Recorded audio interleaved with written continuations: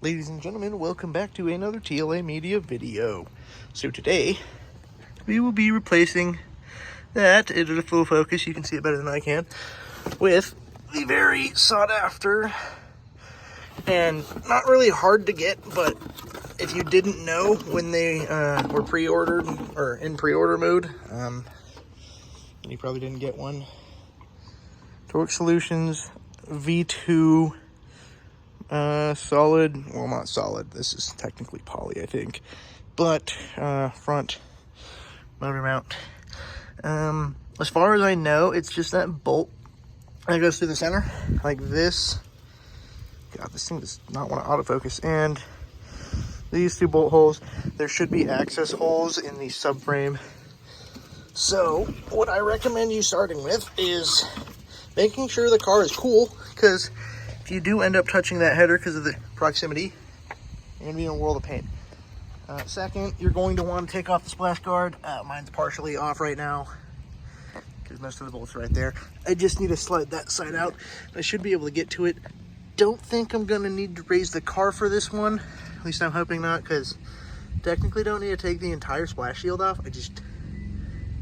I should, because I need a new one. But, you know, my intake is like here, right? You can't see it, but I can literally feel it through the fog light hole, so there's that. Then once I'm done with that, we'll go on a test drive. I'm not gonna test before and after on this specific car, but I have a buddy coming with a stock motor mount one. It's just straight pipe, so it's gonna be a lot louder, but we should be able to feel the difference. Different mileage, so it's a little bit different, but we're looking for the vibrations and stuff like that, so we'll see. When you're under the car, you will be looking for, hold on, something's in my pocket, it's uncomfortable. Okay, look for that hole and that one. Both are A17, you can see. You will need an extension. I recommend a 1/2 inch for breaking them loose. Another recommendation, I heard a lot of thread issues, so just make sure they thread in. So put them in here. Next, I closed the hood, I forgot.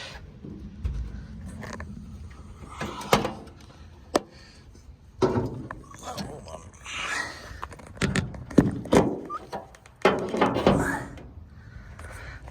We're moving on to that one, which I've heard is N19. Also, you didn't need to take off the splash guard. I feel like an idiot. I need a new one though. Like, look at how destroyed this is. That was a mount. That was a mount. I don't think that one was. That was a mount. That was a mount. Yeah, this thing beat. Let's see if I can find one. But yeah. So far, so good. Knock on wood, it's a car. I did, although it doesn't look like it, I did jack it up a little bit, just so I can get my arms and the ratchet in. But we will also have to look up torque specs for this. I did not do that beforehand. But, again, gonna make sure this is a 19, and then that's the only other bolt. I don't know how to slide it out yet, but I'll figure it out. After trial and error, there's like literally no space, because this is what you'd be looking at for a wrench. Yeah, no. But you do have to go on this side, which is dumb. But whatever. So I ended up taking the battery out, the battery tray, and the battery tray bracket, because, you know, stonks. But as you can clearly see, not nearly as beefy as this John. So, yeah, we'll see how this goes. All right, so this in, it'll focus. Bottom bolts are 38, and the top one is 70 foot-pounds. Torque specs, don't over torque things. It's billet aluminum, you don't want to do that, trust me. All right, so we're going for the first startup. I hope I connected everything. I hear power. That's normal. Do it again. I mean, personally, I can't tell because I've not seen my car start up that many times, but it looks like it moved less. So we're gonna start his car, go somewhere else, and compare how much it moves, but also like give a review as we go. So we'll see. We'll see. Right. So first impression of starting up from the inside. I could feel everything. Oh wow. Yeah, it is stiffer. It's definitely stiffer. My car has to relearn because the battery was off, so that's why it's doing that. That is weird. Okay, so let's do a little driving. Actually, let it warm up first, even though it was already running earlier.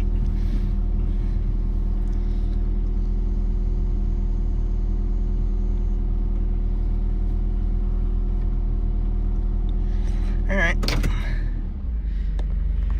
Oh my God, you can feel it. It smoothens out when you're actually driving, which is really weird. But my car is having some weird idle thing where instead of idling at 750, it's trying to idle at like 500. And I can really feel it with this mount. Starting up, I can really feel it too. Shifting, I can't tell because I'm in automatic, so I will change that. This is going to be very hard to do one-handed.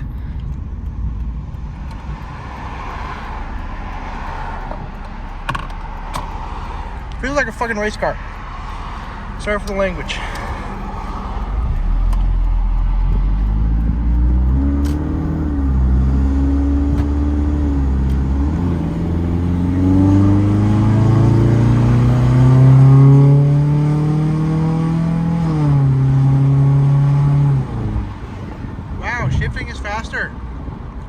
Faster. That is weird.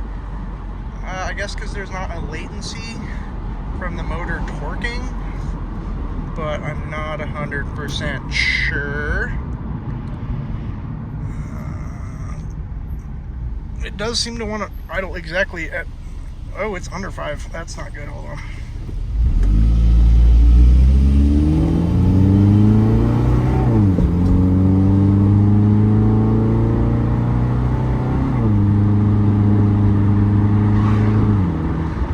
Shifting when you're not on it, it feels torquier, so that's weird.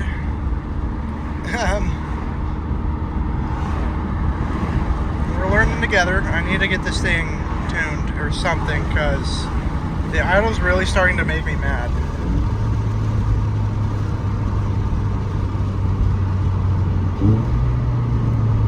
Downshift seems smoother for the most part.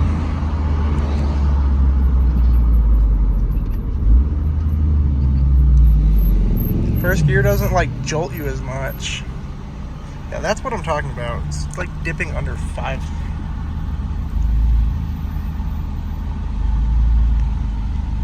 The idle's lower. I don't know why. Lower? Like how much lower?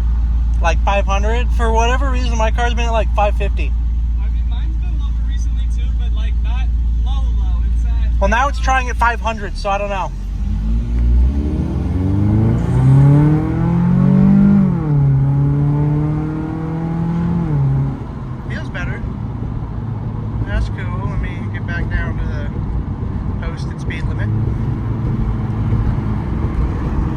So overall, I don't know if you can hear me because of wind, but I do have, because I have the windows down. But I mean, it feels better other than idle. Idle, you know, it's 4-cylinder idle, it's rough.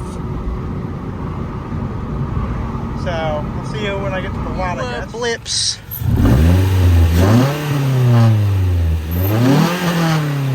So honestly, it doesn't look like it's moving that much. Would you mind? Let's see what this is like. I also feel like I have to break in the mount, but I don't know how mounts work.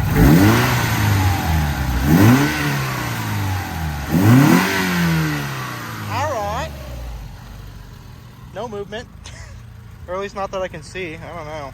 Yeah, that's impressive. So, as far as I can tell, that's the difference. It's definitely stiffer. But, you know, that's to be expected. So, yeah, we'll see how it goes after, like, a few weeks. It may be breaking in. I don't, again, know how motor mounts work. But it's been sitting in the box for a few months, so I'm assuming it'll get less stiff, but we'll see. Who knows? On that note, I do have a new front bumper to replace this very destroyed one.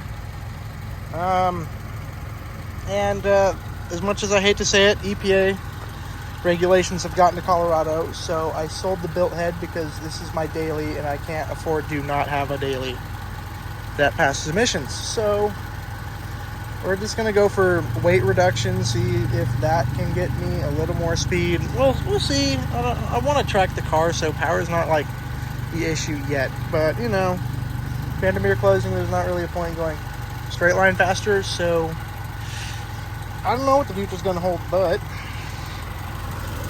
even though it's a small detail, it looks pretty cool. So yeah. On that note, it's been TLA Media. Have a good day.